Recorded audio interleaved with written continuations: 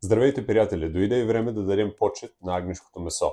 Днес ще направим една много хубава рецепта за агнешко печено. Така че нека да не губим време и нека се захващаме.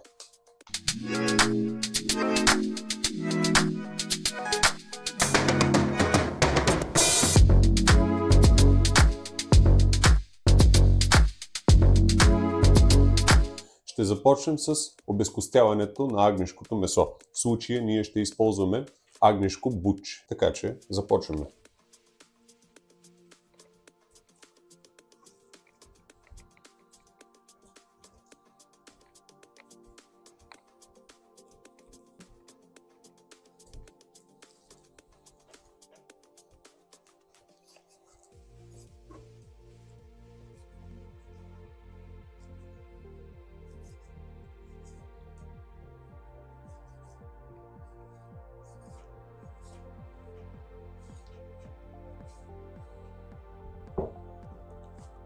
Ето как трябва да изглежда обезкостеното ни бутче.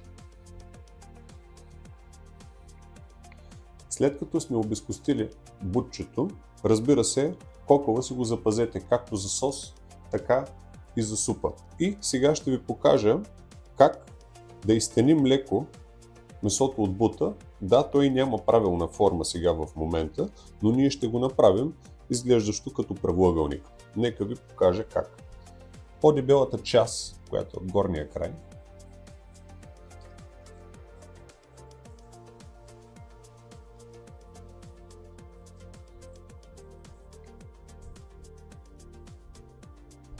ето, когато сме постигнали тази форма, е перфектна да започнем овкусяването, завиването на руло и вързването. Сега ще си направим маринатата и овкусяването за нашето месо. Но да не забравяме, всеки може да си сложи това, което той предпочита като подправки. Започваме с олио, червен пипер, чубрица, кимьон, сминдух, мащерка, добавяме розмарин, добавяме и чесън. Добавяме черен пипер и сол. Обилно количество. Разбъркваме.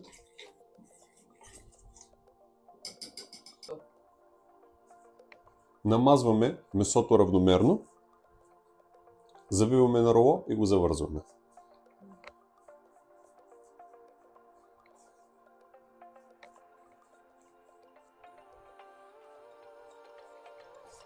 Сега завиваме на руло, стегнато.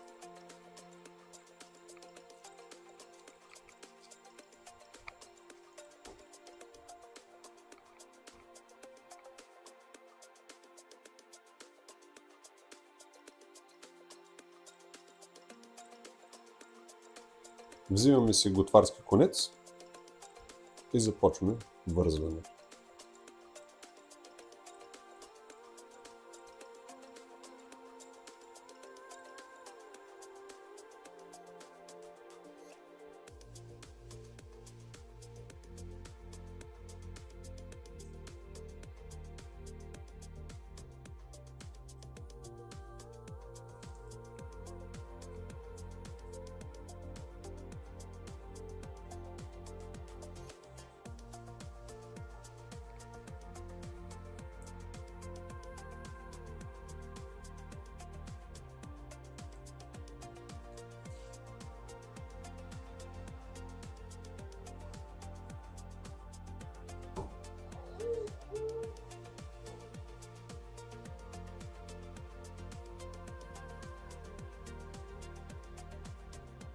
Ето как изглежда рулото от агнешко бутче.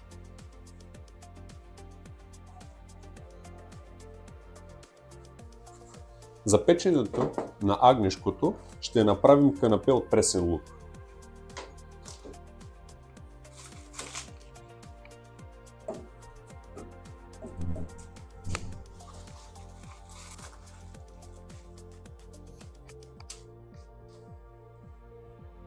С канапето от пресния лук предотвратяваме залепване на месото при печене.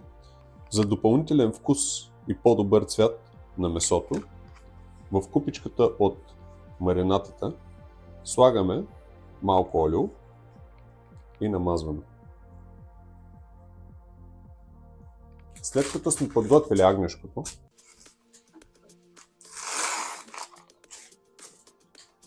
подготвяме си хартия за печене.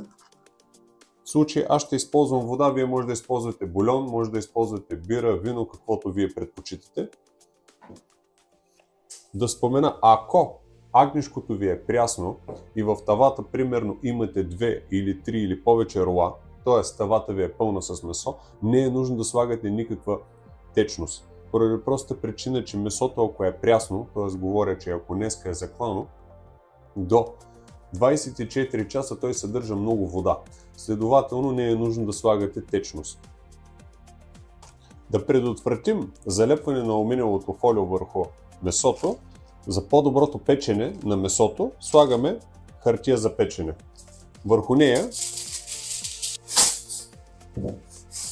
слагаме алуминиево фолио. След като сме запечатали тавата много добре, можем да преминем към печенето. Също искам да спомена, че месото е много по-добре да се маринова един ден или поне 12 часа по-рано. Но по принцип един ден е препоръчително, да може всички аромати от билките и подправките наистина да овкусят месото много добре. Но ние нямаме това време, затова преминаваме към готвене на месото. В случая започваме печене на 220 градуса за първите 30 минути, за да може течността, която сме сложили, да заври и след това, след 30 минути, намаляме фурната на 180 градуса за около 2 часа и половина. Трябва да бъде перфектно.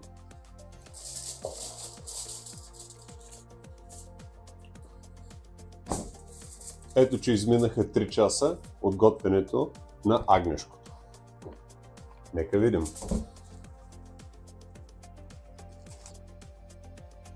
Сега единствено ще го намажем още веднъж с олио и буквално за 5 до 10 минути ще го запечем за по-добър цвят и сме готови.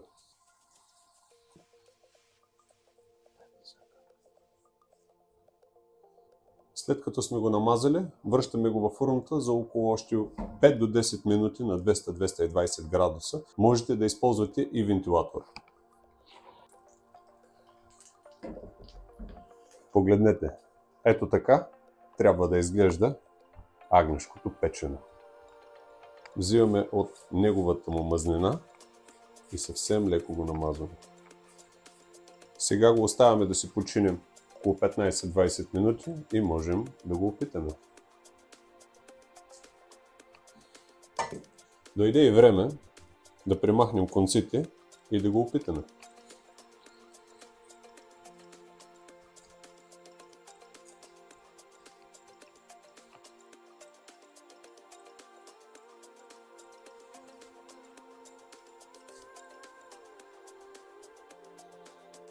И за един перфектен завършек, пресъхни.